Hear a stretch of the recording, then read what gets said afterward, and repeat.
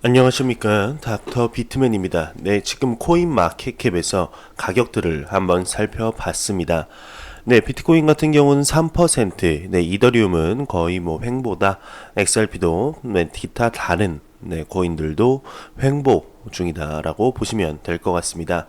네, 비트코인이 이렇게 치고 올라가는데 네, 다른 코인들이 꼼짝도 안 하는 모습은 굉장히 오랜만에 보는 것 같습니다. 네, 그러면 제가 준비해온 소식으로 바로 넘어가도록 하겠습니다. 네, 첫 번째입니다. 월스트리트 펀드 창업자가 너무나 당연한 소리를 냈습니다. 비트코인 ETF 시장에 큰 영향을 미칠 것이다. 네, 월스트리트 투자 리서치 업체 펀드스트레스의 글로벌 공동 창업자인 토마스 리가 트위터를 통해서 ETF 거래의 50% 이상이 기관 투자자로부터 나온다. ETF를 리테일 상품만으로 볼 수 없는 이유라면서 마찬가지로 비트코인 ETF는 시장에 큰 영향을 미칠 것이다 라고 언급했다고 합니다. 네, 또한 개인 투자자 입장에서는 보유 자산을 관리하는 게 더 쉬워질 것이라고 밝혔다고 하는데요.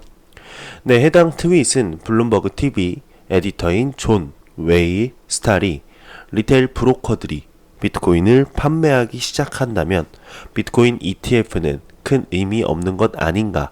ETF의 매력은 일반 증권 계좌를 통해 비트코인을 쉽게 살 수 있다는 것과 같다는 발언에 대한 리트윗이라고 합니다. 네, 정말 2019년에 들어서 비트코인 ETF에 대한 이런 기대감이 한층 더 고조되고 있는데요. 네, 과연 ETF가 정말 2019년 안엔 승인이 날지, 그와 더불어서 지금 기대되고 있는 벡트의 승인이 나게 될지 한번 지켜보도록 하겠습니다. 네, 오픈 뱅킹 대응 안 하는 은행은 제조업체로 전락할 것이다 라는 이런 기사가 나왔습니다. 네, 정부도 금융 생태계를 바꿔 누구나 질 좋은 금융 서비스를 쓸 수 있도록 하는 작업을 진행 중이라고 합니다. 네, 가장 대표적인 것이 오픈 뱅킹인데요.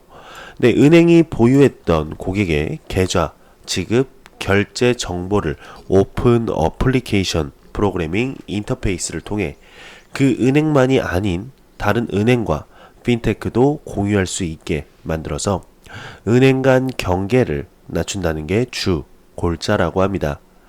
네, 예를 들어서 우리은행 모바일 뱅킹 어플리케이션에서 KB국민은행이나 신한은행의 계좌 정보를 볼 수도 있고, 네, 핀테크 업체의 앱에서 자신이 보유한 은행 계좌 정보도 확인할 수 있다면서 언급하고 있는데요. 네, 오픈 뱅킹 체제에서는 계좌, 조회, 송금, 이체, 온라인, 쇼핑 결제 등에서 내가 주로 거래하는 은행과 쓰는 모바일 앱이 달라도 금융거래에 전혀 지장이 생기지 않게 된다고 합니다. 네, 그러면서 실제로 고객의 수요를 파악하고 개별 고객에게 맞는 상품을 설계하는 곳은 접점을 장악한 핀테크가 될 터인데, 이때 은행은 우리 상품 싸게 줄 테니까 팔아달라고 하는 수동적인 기업이 될 것이라고 설명했다고 합니다.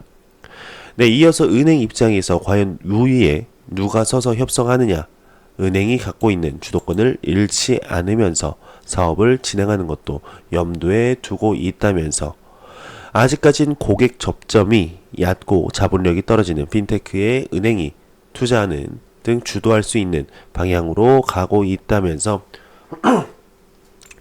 네, 지금만큼이나 은행의 수익 구조도 달라질 거라고 하네요.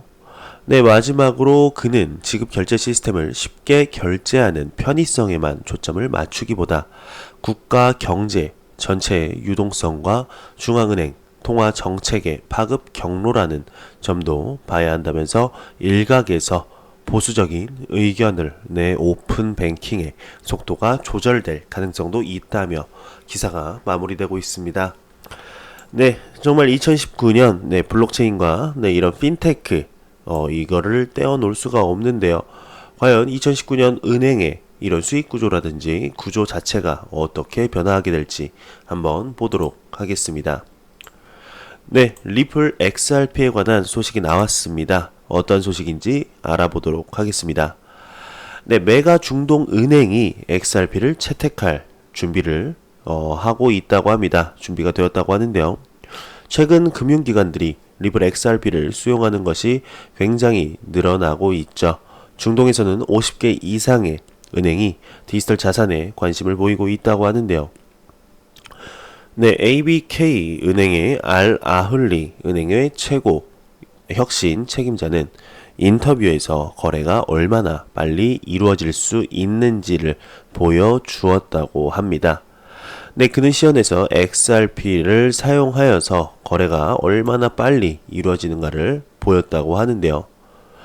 네, 그러면서 이제 리플렛이 200개가 넘는 파트너십이 있다. 그 중에 10개가 XRP를 사용한다. 네, 이러면서 요즘 또 이런 기사가 나왔죠.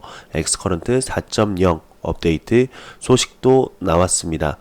네, 그러면서 이 업그레이드를 통해서 엑스커런트를 사용하는 고객은 XRP를 자동적으로 사용할 수 있다. 엑스커런트 4.0 덕분이다. XRP의 미래는 밝다. 라면서 기사가 마무리되고 있습니다.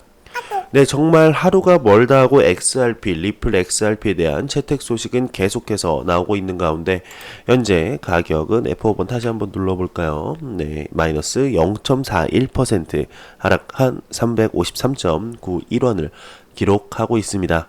네, 리플과 XRP가 보여주는 모습에 비해서는 한없이 낮은 가격대를 유지하고 있는데요.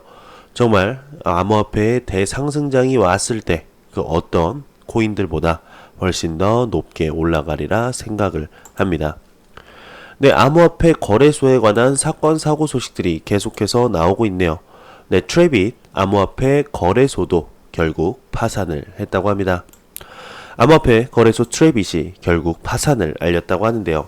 트래빗은 7일 홈페이지 공지를 통해 오는 15일 수요일 12시를 기점으로 모든 암호화폐 거래 서비스를 종료할 것이다 라고 언급하고 있습니다. 네, 공지에 따르면 수차례의 보이스피싱 피해와 대고객 신뢰도 하락 등으로 심각한 경영 악화가 발생하여서 파산을 결정했다고 합니다. 네, 트래빗 사과문이고요. 뭐 이렇게 해서 불편을 드린 점 이렇게 죄송하다. 뭐 이래서 5월 15일 정오를 기준으로 모든 서비스 제공은 중단된다. 감사합니다. 이러면서 네, 기사가 마무리되고 있습니다. 네, 참 암호화폐 거래소 지금 많은 좀 심각한 성장통을 겪고 있는 것은 아닌가 하는 이런 생각이 드는데요. 네, 지금 역대급 암호화폐 하락장에서 버티지 못하는 거래소들도 많고 꼭 거래소뿐만 아니라 코인 기업들도 우후죽순 추풍낙엽처럼 떨어지는 모습을 확인할 수가 있는데요. 네, 이 중에 살아남은 코인 기업들과 거래소만이 우뚝 설 수 있겠죠. 지금 암호화폐 성장통 좀 심하게 오는 것 같아서 좀 마음이 아프지만 하루빨리 대상승장이 와서 암호화폐 시장 자체가 좀 건강해지는 이런 모습을 눈으로 확인할 수 있으면 좋겠습니다. 네, 다음 소식입니다. 존 메가피가 어디서나 사용될 새로운 비트코인 직불카드를 신이 나서 자랑했다고 하는데요. 네, 암호화폐 전문 미디어 채피캡은 이전 존 메가피가 트위터 팔로워들에게 암호화폐 직불카드를 약속했었죠. 네, 존 메가피는 7일 트위터를 통해서 다시 한번 카드를 과시했다고 합니다.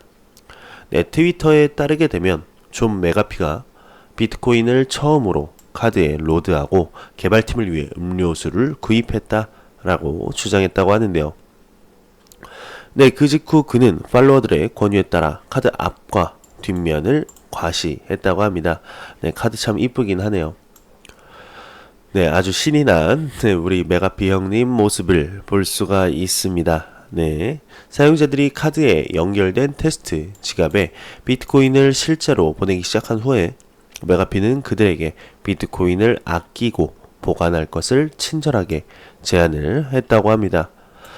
네, 이 카드는 꽤 현실적인 것이 될 것 같다고 하지만 여름이 끝나기 전에 사용 가능할 것 같다. 하지만 아직 명확한 출시 날짜는 없다. 라면서 기사가 마무리되고 있습니다. 네, 우리 메가피 형님, 이거 뭐 어디서 파티하는 건가요? 저도 한번 초대해 주셨으면 좋겠습니다. 네, 아시아 대형 은행 관계자가 블록체인 기술을 언급했다고 합니다. 9조 달러 무역 금융 산업을 디지털화해야 한다라고 네, 언급했다고 하는데요. 네, 아시아 대형 은행의 고위 관계자가 9조 달러 무역 금융 산업을 디지털화하여 사기 문제를 해소해야 한다고 언급했다고 합니다. 네, 6일 코인텔레그래프 보도에 따르게 되면 싱가포르 화교 은행의 글로벌 상품 금융 부문 수석 응추이펑은 무역 금융은 여전히 서류에 의존하고 있으나 위조 기술이 정교해지면서 진위 확인이 더욱 어려워지고 있다고 밝혔다고 합니다. 네, 인보이스, 상품 소유 증명서 등 모든 무역 금융 정보는 문서상에 표시되며 은행은 이를 근거로 금융을 지원한다고 하는데요. 원본을 입증하던 워터마크 등도 위조가 가능해졌다고 합니다. 네, 금속, 니켈 관련 무역 서류 위조로 은행이 수백만 달러를 잃은 사례도 있었는데 스탠다드 차터드, 그리고 시티그룹, 호주, 뉴질랜드 등 은행 등이 피해를 입었다고 하네요. 네, 그러면서 포스필드는 책임 있는 광물 조달 및 공급망 투명성을 위해 국제적인 금속 업체들이 지원하고 있는 블록체인 솔루션이라고 합니다.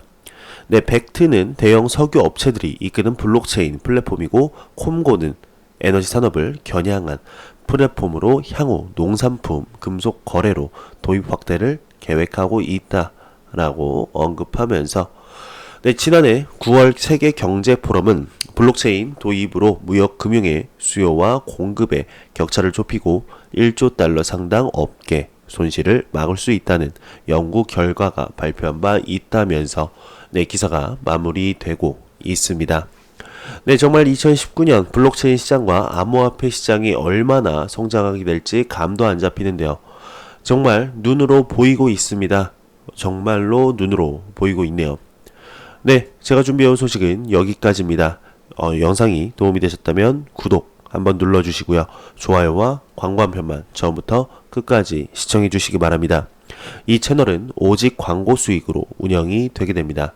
네, 항상 영상 시청해 주시는 시청자분들, 구독자분들 너무너무 감사합니다. 암호화폐 정보는 제가 모으겠습니다. 여러분들은 라디오 듣듯이 편안히 들어주시기 바랍니다. 저는 다음 영상으로 찾아뵙도록 하겠습니다. 감사합니다.